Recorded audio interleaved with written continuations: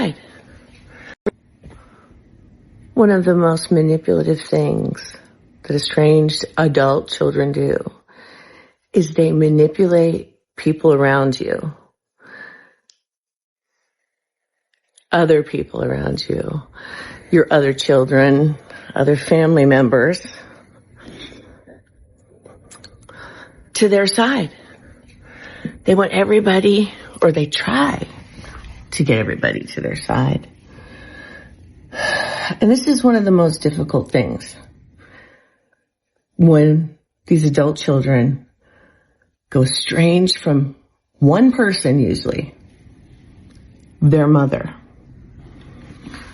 They want to cause discord throughout the family, but mostly they want to cause mama to bend the knee, to give in to whatever their whim was in the beginning of all of this. And, you know, the hard part for me. So I guess all of her children are estranged from her. I'm not sure how many there are. And to bend the knee, could that be to take accountability? And could it be that in your family system, some of your family actually believed the children? And when the estrangement took place, your children were lucky enough not to lose everybody the way most of us do? Because they weren't manipulated by you? Because they saw what you were doing? I don't see that very often. So this must have been really next level. Because usually in these systems, the abuser takes all and we're left out because we're the scapegoats.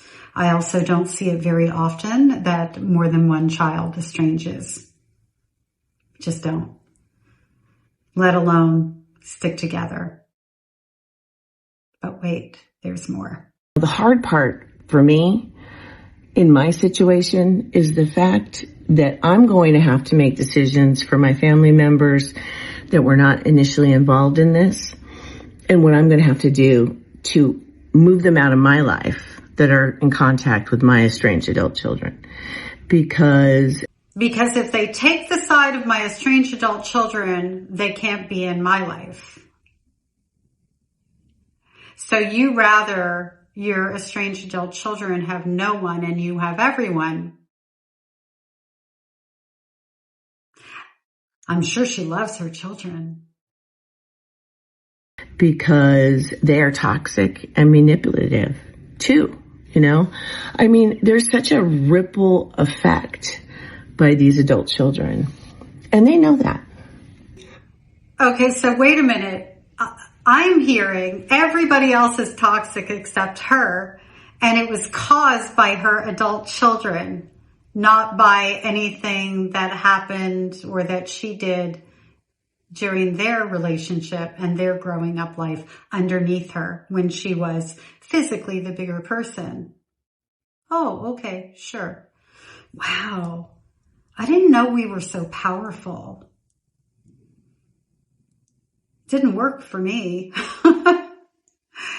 Everybody knew. This isn't everybody knew.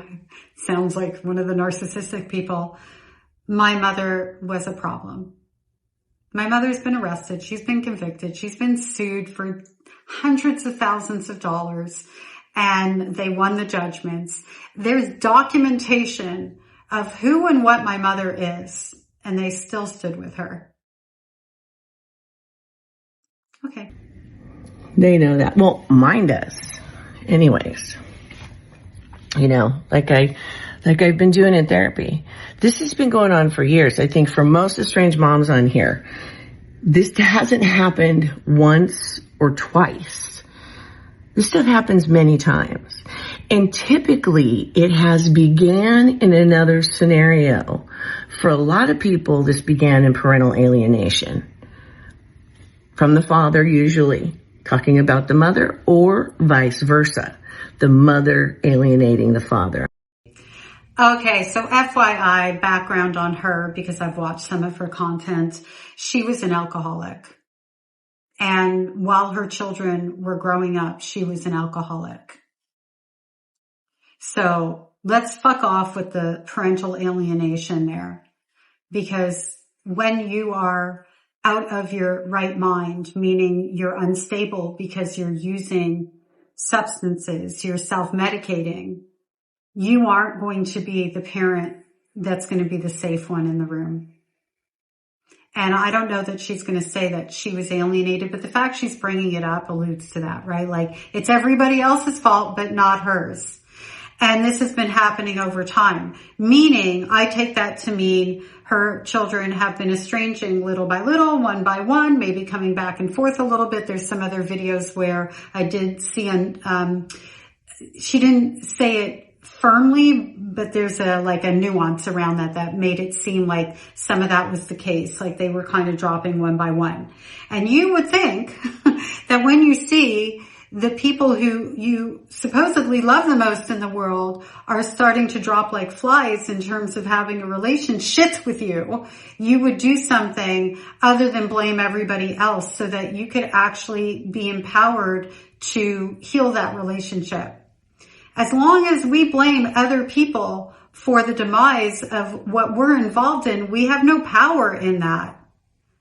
You know, this thing, oh, it's a trend. It's because of the internet. It's because of therapists. It's because, well, then you might as well give up because you have no power in it since it's not in any way connected to any of your behavior. Genius. Snarky sparky.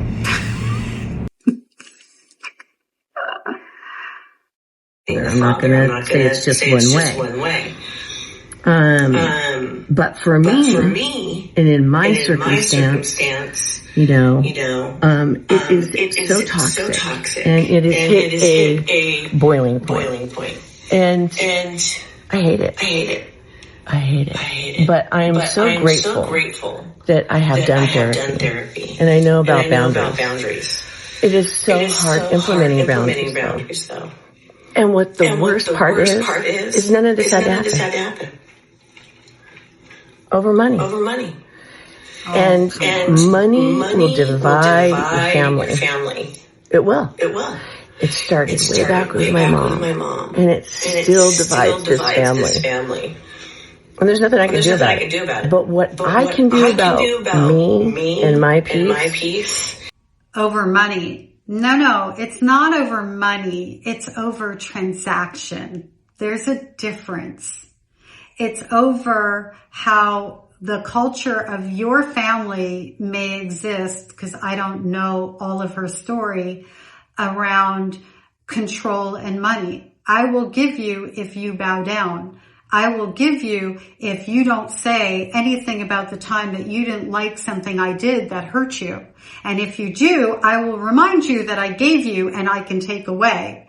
It's not about the money. It's about the conditioning of a transactional relationship. And eventually, when the money stops flowing, the relationships stop going, because at the end of the day, there's nothing in there that's of any value. That does happen, where the adult child, let's say, gets cut off because that parent can't control them through that money anymore. So it ceases to be fun for them to give their adult child money.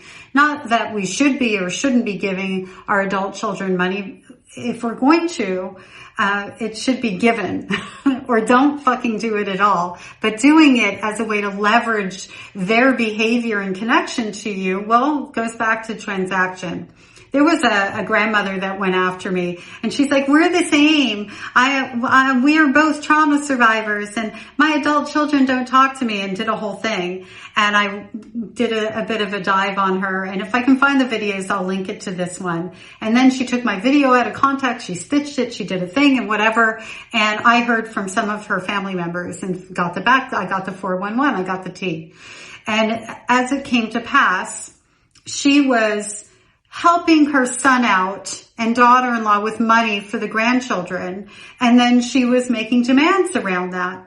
And so they said, we don't want the money anymore. And she lost control, and eventually the relationships flashed out because she couldn't hold them prisoner anymore. They decided to let go of her gifts, kind of thing. So again, it's not about the actual money, it's about the transaction of it. And as an adult survivor of a narcissistic parent, well, my mother's a sociopath and a narcissist, I'm going to tell you right now, as soon as you hit your majority and you want your independence, do not buy into anything that has a financial string attached to it that puts you in a position where you are dependent financially on your narcissistic parent, because that is usually the beginning of the end, and it ends in a way where you're suffering and struggling financially. That's why I'm putting it that way. It's so important. I've seen it many, many times where, they'll put their name on a plot of land and let you own the house kind of thing. And don't do it. It's not worth the strife and the ownership that they will have over you after the fact. Okay. Is I can remove the toxic people or parts or communication, and I can protect myself from it. But I'm just telling you, you have to protect your peace, estranged parents, because if they haven't started doing it, these estranged kids will try to manipulate those around you, your other family members, friends, whatever, because they have to have other conspirators. This is how it works. It's crazy for me because my mother, the narcissist, did this as well to me. We have to have conspirators. That's her projection. And isn't that how the scapegoat grows up? The main abuser. So I'll take it first person. So my mother created the narrative around who I was as a small child. She created my character. A sneak, the family liar, boy crazy tramp, unmanageable. And of course I was running away from home. That fed her narrative kind of thing. And she started planting those seeds when, I was 4 years old when I remember my aunt saying that Marnie has always been a liar. And I still look back at that and go, how many words did I even have in my vocabulary to always be a liar? And all of those things that were planted about me were for her to develop her conspirators, her team, her posse, to make sure that she could continue to have ultimate control over me and even them, so that I never spoke up and she could do whatever she wanted, which was to get high on her supply, which was me. That's how she felt powerful. And so interesting choice in words, right? They always tell on themselves because they're too stupid not to, and they think they're more clever than they actually are. Oh, snark is sparky on that. Okay. My mother, the narcissist, did this as well to me. And so it's very hard to understand in my life at 58 years old, going on 59, well, working my way to 60, that I see this happening again in my life. But it's my children. It's my children. Let that sink in. Perhaps what you need to let sink in is that you are not the victim of your children. You were the victim of your mother. And because you fell down a path of alcoholism and self-medicating, you caused damage to your relationship with your children. Maybe that's what needs to sink in. And by taking this hardcore stance of, they're conspiring against you and everybody else is toxic, instead of actually going to therapy properly to heal your wounds, you're solidifying the estrangement and the isolation you're about to experience into place. And you could have chosen to do better. And instead of doing that, you come online and you throw more shade on your children instead of putting cover over them. And that speaks volumes about the kind of mother that you are, even though you have no contact with your children, and the kind of mother that you were. I'll leave that right here. Thanks for being here, everyone. Tell me what you think. Comment below. Oh, by the way, the video will play in its entirety at the end of this video. I always do that on my videos now, or have been in the last, I would say in the last month, I've made sure the newer videos where I feature people, I put the whole video in its entirety at the end, because I want people to know that I'm not taking things out of context, and also give you the opportunity just to be able to watch it all the way through. So anyway, thanks for being here.